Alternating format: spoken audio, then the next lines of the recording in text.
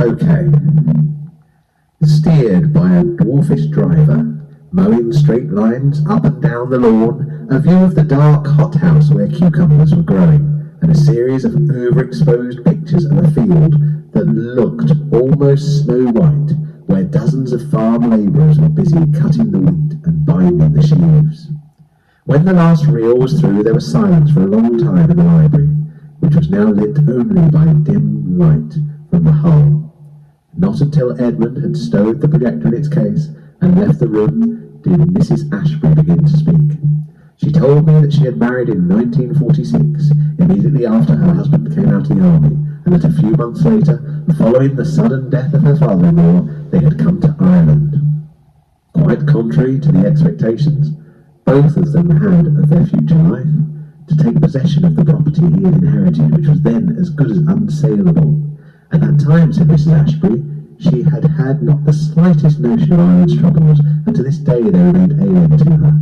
I remember walking the first night in the house, and feeling I was completely out of this world.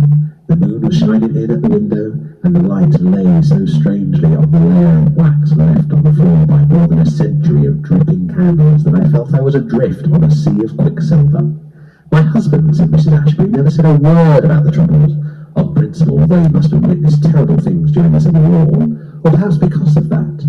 Only little by little, from the curt answers he gave to my questions on the matter, did I piece together something of his family history, and the history of the landowning class that became hopelessly impoverished in the decades following the Civil War. Okay, so that's just a flavour. It's nice text. It's general sort of a very meandering fiction, quite gentle in tone, but just really absorbing, like just sort of a kind of meandering narrative, but